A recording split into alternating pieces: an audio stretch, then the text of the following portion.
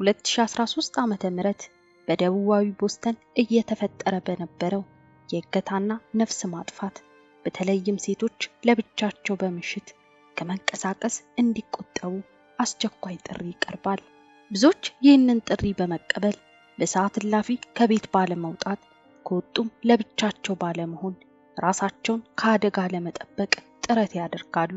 በዛው ሰሞን ምሽት ግን ኬሊን ከስራ አምሽታ በመጣችበት አጋጣሚ በባቡር ተሳፍራ ወደ መኖሪያዋ አካባቢ ደረሰች። ወደ አፓርታማዋ የሚወስዳትን ጥቂት የእግር መንገድ በጥድፊያ እየተራመደች ከጨረሰችው በኋላ የመኖሪያዋ አፓርትመንት መግቢያው አካባቢ ስትደርስ ግን ከጀርባ አንድ ሰው አፈፋ አድርጎ ያንቃታል።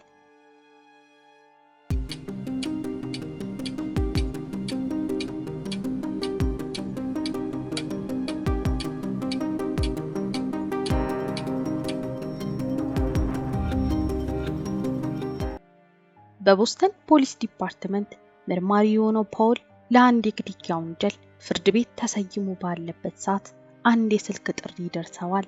አንዲት አሌክሳንድራ ክሩዝ የተባለች የ21 ዓመት ወጣት ከሌሊቱ 10 ተኩል አካባቢ ወደ ስራ ቦታዋ እየሄደች ባለበት ሰዓት ጥቃት እንደደረሰባት ይነገረዋል። አሌክሳንድራ ገና የ21 ዓመት ወጣት ብትሆንም አንድ ልጇን በብቸኝነት እያሳደገች እየኖረች ነበር። ታዲያ በዚያን ቀን ልጇን ለምትጠብቅላት ሴት ልጇን አስይዛት በሌሊት እንደወጣች የሥራ ቦታው አቅራቢያ ልትደርስ የተወሰነ ርቀት ሲቀራት ነበር አንድ ማንነቱ በግልጽ ያለየ ሰው ጥቃት አድርሶባት ያለፈው።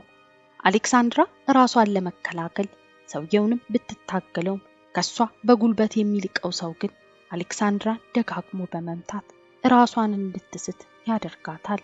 በቦርሳዋ ውስጥ ይዛ የነበረውን ንብረቶች በመውሰድ ራሷን ከሳተችበት ስትነቃ ሰውየው ከአካባቢው ተሰውሮ ነበር። አሌክሳንድራ ነገሩን ለፖሊስ ካስረዳች በኋላ ሰውየውን የሚገልጽ ምልክቶችም ተናገረች። መርማሪ ፖል የ21 ዓመቷ አሌክሳንድራ ላይ የደረሰውን ጥቃት በመመርመር ላይ በነበሩበት ቀን ላይ ሌላ የስልክ ጥሪ ደርሰዋል። ይህም ኤሚ ሎርድ የተባለች ሴት በድንገት ደብዛዋ እንደጠፋ ተነገረ። ኤሚ ቀደም ሲል ጥቃት ከደረሰባት አሌክሳንድራ መኖሪያ ብዙ ርቀት የሌለው አካባቢ ነበር ኑሮዋን ያደረገችው። ኤሚ በስራ ቆይታዋ አርፍዶ መግባት በእሷ ባህሪ ያልተለመደ መሆኑ በጭራሽ ለማንም ሳታሳውቅ መቅረቷ ደግሞ ለስራ ባልደረቦቿ እንግዳ የሆነ ነገር ነበር። የኤሚ ቤተሰቦች ከመርማሪዎቹ ጋር በመሆን ወደ ኤሚ መኖሪያ አፓርትመንት አቀኑና ሁኔታውን መመልከት ጀመሩ። ነገር ግን ምንም አይነት ፍንጭ የለም። ሁሉም ነገር ባለበት ነበር። በኤሚ አፓርትመንት ላይ የሚታይ ምንም አይነት እንግዳ የሆነ ነገር በቤቱ ባይታይም ሁለት የኤሚ የሆኑ ንብረቶች ግን ተሰውረዋል። ይህም ቦርሳዋና መኪናዋ ነበር። ይህንን ተከትሎ የምርማሪ ቡድን አባላት በቅድሚያ ያደረጉት ነገር የኤሚ የባንክ እንቅስቃሴን መመልከት ነበር። በዚህም ታዲያ በዛው በጠፋችበት ቀን 5 ጊዜ ያክል ከባንክ አካውንቷ ገንዘብ ወጪ እንደተደረገ መረጃውን ያገኛሉ። ከዛም በመቀጠል የደህንነት ካሜራ ቅጆችን መመልከት የፖሊሶች ቀጣይ እርምጃ ነበር። ኤሚ በቅድሚያ ገንዘብ ወጪ ያደረገችው ከአሜሪካ ባንክ ሲሆን በዛም ገንዘብ ወጪ ካደረገች በኋላ ወጥታ ስትሄድ በደህንነት ካሜራው ቅጅ ውስጥ በግልጽ ይታያል። በቀጣይ የተገኘው የካሜራ ቅጂ ኤሚ ከሲቲዝን ባንክ ገንዘብ ለማውጣት ስትሞክር ነበር። ወደ ባንኩ ኤቲኤም ለመግባት ከመኪናዋ ስትወርድ መኪናውን እሷ እያሽከረከረች እንዳልነበር በካሜራው ቅጅ ይታይ ነበር። በዚህም ታዲያ መኪናውን ማን ነበር የሚያሽከረክረው የሚለው ጥያቄ ለመርማሪዎች ግልጽ ያልነበረ ቁልፍ ጥያቄ ነበር። ኤሚ ወደ ኤቲኤም ተጠግታ ገንዘብ ለማውጣት ስትሞክር በተቀረጸው የኤቲኤም ካሜራ ቅጂ በግራፊቷ በኩል እብጠት ይታይ ነበር። በቀጣይነት ወደ ሌላ ባንክ በመሄድ አሁንም ሌላ የገንዘብ ወጪ ከኤቲኤም ማሽኑ ለማውጣት ትሞክራለች። አሁንም ግን የአሽከርካሪው ማንነት በመኪና ውስጥ ሆኖ በግልጽ በካሜራው ውስጥ ለመመልከት ያዳግት ነበር። ነገሮችን በጥንቃቄ ለሚመለከቱት መርማሪዎች ኤሚ ከሁሉም ባንኮች ገንዘብ በምታወጣበት ሰዓት ፊቷ ላይ አንዳች ጥቃት እንደደረሰባት ያሳብቃል። በተጨማሪ በገጽታዋ ላይ የሚታየው መረበሽ፣ የምታደርጋቸው ነገሮች በእሷ ፍቃድ ስለመሆናቸው የሚያጠራጥሩ ነበሩ። አንድ ግራ የሚያጋባው ነገር ግን የራሷን መኪና ሌላ ሰው ማሽከርከሩ ብቻ ሳይሆን ኤሚ ከሁሉም ባንኮች ኤቲኤም ላይ ገንዘብ ለብቻዋ ሄዳ ካወጣች በኋላ ተመልሳ ወደ መኪናው ትገባለች። ከዛም መኪና ይንቀሳቀሳል።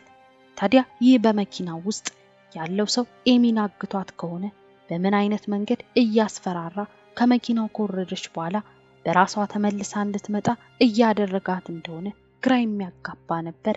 በቀጣይነት የሄዱበት ኤቲኤም ማሽን ኤሚ ስላለችበት ሁኔታ በመጠኑ የተሻለ ግምት ለመያዝ የሚያስችል ነበር። በዚህ ሰዓት የኤቲኤም ካሜራው ቅጂ ላይ የሚታየው ኤሚ መኪና ውስጥ እንዳለች ከመኪናው ሳትወርድ ከኤቲኤሙ ገንዘብ ለማውጣት ትሞክራለች። በዚህ ሰዓት ታዲያ መኪናውን የሚያሽከረክረው ሰው ጭንብል ያደረገ ቢሆንም በመጠኑ ገጽታው ይታያል። ኤሚ ከኤቲኤሙ ብር ከመኪናው ሳትወርድ በምታወጣበት ጊዜ መኪና ውስጥ የነበረው ሰው ራሱን ለመሸፈን ከወንበሩ ወደ ኋላ ደገፍ በማድረግ ከካሜራው እይታ ለመውጣት ይሞክራል። መርማሪ ቡድን ይህንንና ሌሎች የደህንነትና ኤቲኤም ማሽኖች የካሜራ ቅጆችን በመመልከት የጠፋችውን ኤሚን ለማግኘት ጥረታቸውን ቀጠሉ። ከቆይታዎች በኋላ ግን ለፖሊስና ለኤሚ ቤተሰቦች አስደንጋጭ ዜና ደረሳቸው። ይህም የኤሚ መኪና እንደሆነ የታመነው ጥቁር መኪና በአደባባይ በሚነድ እሳት እየተቀጣጠለ መንደድ ጀመረ። ይህ አስደንጋጭ አጋጣሚ ከተፈጠረ ከቆይታዎች በኋላ የፖሊስ የምርመራ ቡድንና የኤሚ ቤተሰቦች ኤሚን ማፈላለጋቸውን አቆሙ። ምክንያቱም የኤሚ አስክሬን በአንድ ዛፎች በሚበዙበት አካባቢ ላይ ተጥሎ ተገኘ። ቤተሰቦቿም ሊሰሙት ያልተዘጋጁበትን መራራ ሐዘን ከፖሊስ ተነገራቸው። ኤሚ በሚያሳዝንና በሚዘገንን ሁኔታ መገደሏን አረዷቸው። ቀደም ሲል አሌክሳንድራ በመቀጠል ኤሚ ላይ ጥቃት ያደረሰው ሰው አንድ ሰው ስለመሆኑ ፖሊስ መጠነኛ ፍንጭ ያገኘ ይመስላል። በዛው አካባቢ ባለ የደህንነት ካሜራ ቅጆች ላይ አንድ ሰው አካባቢው ላይ ሲመላለስ ይስተዋላል። ይህ ሰው ታዲያ አንዳቸው የሚፈልገው ነገር እንዳለ አይነት አካባቢው ላይ ይሽከረከራል። ይህ ሰው ምናልባት በአሌክሳንድራ ላይ ጥቃት ያደረሰ ኤሚን ደግሞ የገደለ ሊሆን የሚችል ሰው መሆኑ በፖሊስ ጥርጣሬ ውስጥ የገባ ሰው ነበር። በሁለቱ ሴቶች ላይ የተፈጠረው ነገር ለአካባቢው ነዋሪ በተለይም ለሴቶች ትልቅ የደህንነት ስጋት ፈጠረ። በዚህም በዛ አካባቢ የሚኖሩ ሰዎች በተለይም ሴቶች ከመሸ በኋላና በሌሊት ሰዓት ለብቻቸው እንዳይወጡ ማሳሰቢያ ቀረበ። ፖሊስ አሁንም የዚህን ሰው ማንነት ለማወቅና በቁጥጥር ስር ለማዋል ጥረቱን ቀጥሏል። በዚህ ሰሞን ታዲያ ኬሊ የተባለች ወጣት ሴት ከስራዋ አምሽታ ወደ ቤቷ በምትመለስበት ወቅት አንድ ክስተት ይፈጠራል።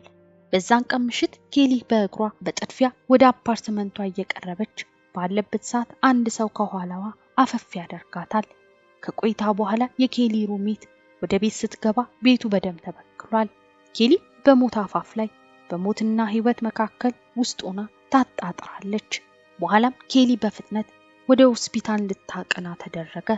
ፖሊስም የአይነቱን ጥቃት በዛው አካባቢ በዛው ሰሞን የሚያደርገውን ሰው ለማግኘት ከመቼውም በላይ ጥረት ማድረግ ጀመረ። በብዙ ወንጀሎች ቁልፍ መፍቻ ሆኖ የሚረዳው የደህንነት ካሜራ ቅጆች ለዚህ ወንጀል መፈታት ትልቅ መሳሪያ ሆነው ፖሊስ እያንዳንዱን በሰዓቱ የነበሩትን እንቅስቃሴ መመልከት ጀመረ። በዚህ በኬሊ አጋጣሚ በተገኙት የደህንነት ካሜራ ምስሎች የታየው ሰው ቀደም ሲል በነበረው በእነ አሌክሳንድራ ጥቃት ከተጠረጠረው ሰው ጋር ተመሳሳይ ነበር። በዚህም የፖሊስ ትኩረት ወደ አንድ ሰው ዞረ። ይህም ሰው ኤድዊን ይባላል። ፖሊስ ኤድዊንን በቁጥጥር ስር ለማዋል ብዙ ጊዜ አልወሰደበትም። ለምርመራ ከተጠራ በኋላ ፈጽሟል የተባለው ነገር እሱ እንዳላደረገው ክዶ ተከራከረ። የምርመራ ቡድን ግን ሶስቱንም ጥቃቶች ከሱ ጋር እንደሚያያይዝ በቂ ማስረጃዎችን ማጠናከር ቻለ።